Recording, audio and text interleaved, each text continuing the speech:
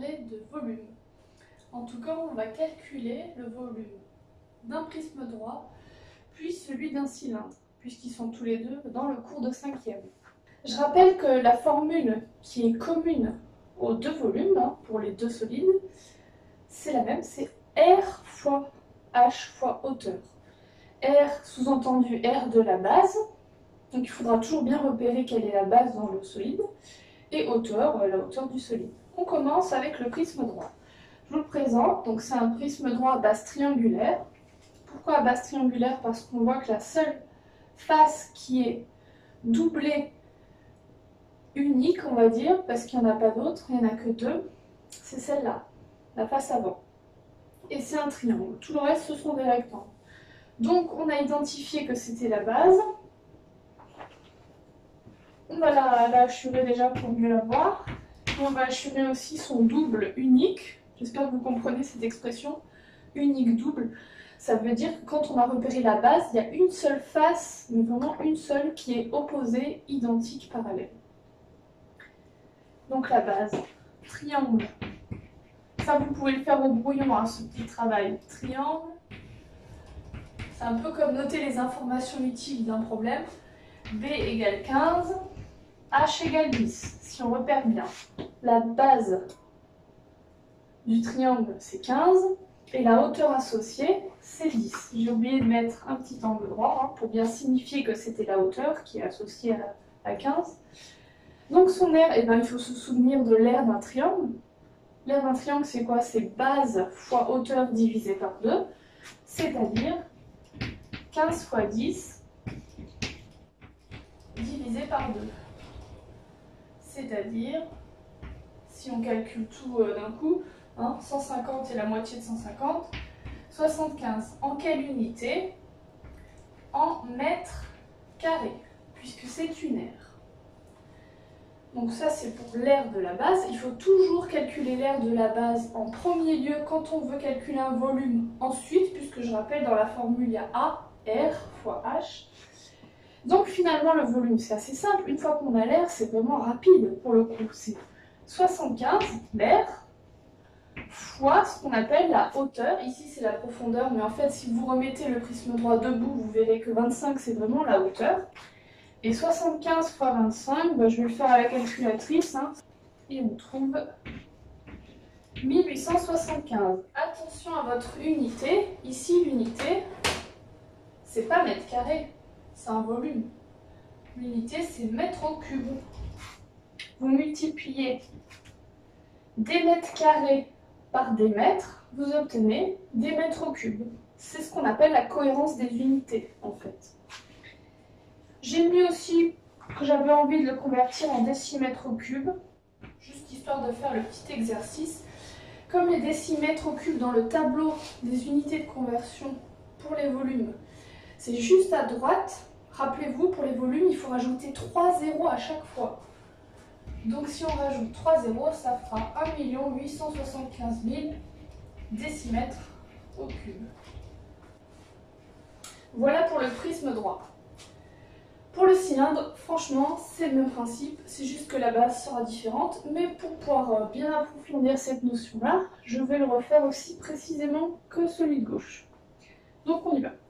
Base, c'est quoi base? Ça se voit encore mieux, je trouve, que l'autre. Mais la base, c'est un disque. Et le rayon, 16. Pas 32, 16. Voilà pour les informations. Quelle est l'aire d'un disque? Il faut se rappeler de la formule, pi fois R, c'est-à-dire ici pi fois 16 fois 16. Donc encore une fois, méfiez-vous quand vous avez le diamètre qui est indiqué ici 32. Méfiez-vous et pensez bien à prendre la moitié. Parce que si vous ne faites pas, vous aurez quelque chose de 2 fois trop grand. Et vous trouvez à peu près 804,25. Voilà, j'ai arrondi à 2 chiffres après la virgule, ça me semble suffisamment précis. Si vous vouliez la valeur exacte c'est 256 fois pi. C'est comme une espèce de formule intermédiaire. L'unité, c'est comme tout à l'heure, ce sont des centimètres carrés cette fois-ci. Si l'unité de longueur c'est centimètre, l'unité d'air centimètre carré.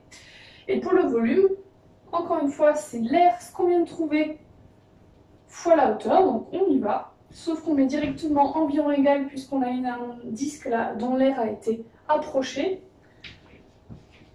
804,25 fois 60, et on aura non plus des centimètres carrés, mais des centimètres au cube.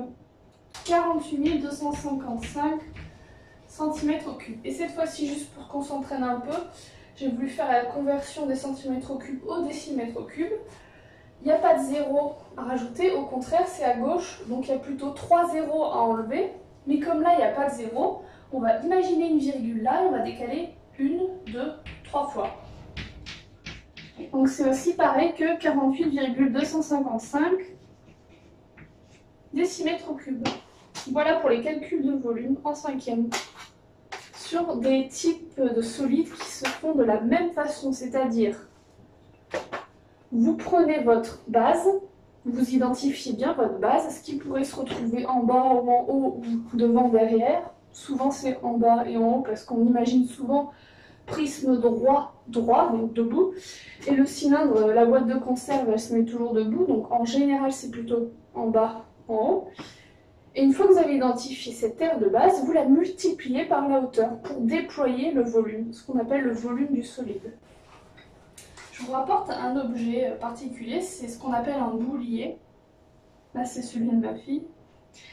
Et c'est pour vous expliquer en fait pourquoi cette formule-là elle existe et pourquoi en fait pour trouver un volume, on fait R fois hauteur. Je vais essayer. Alors rapidement, ça parlera peut-être pas à tout le monde, mais au moins j'aurai un peu exploité mon idée.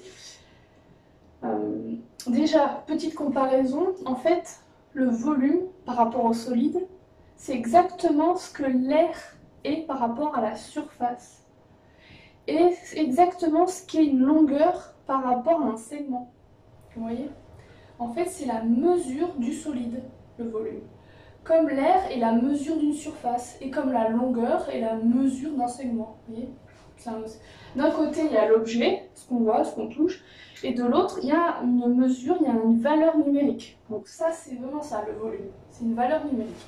Et ça représente le nombre d'unités de volume, en fait, qu'on peut mettre dans un volume. Donc si par exemple, du coup, je reviens à mon boulier.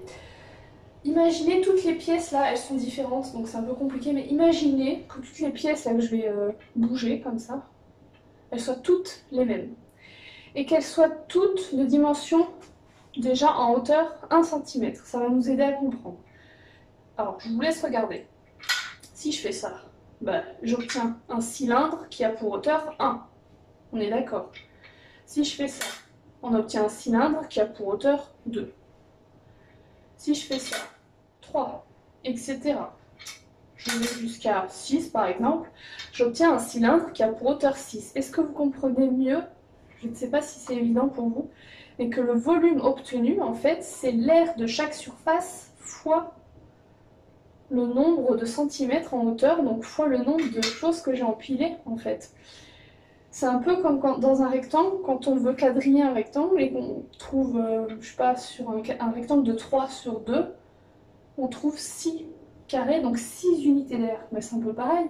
En fait, on découpe les centimètres. On découpe 3 cm en 3 parties, 2 cm en 2 parties, et quand on refait notre rectangle, on voit 3 fois 2 carrés, 6 carrés. Là c'est pareil en fait. L'air de ça, plus l'air de ça, plus l'air de ça, plus l'air de ça, plus l'air de ça, plus l'air de ça, ça donne le volume. C'est une comparaison un peu grossière, je l'avoue, mais n'empêche que ça explique vraiment l'idée de la formule. Voilà. À bientôt.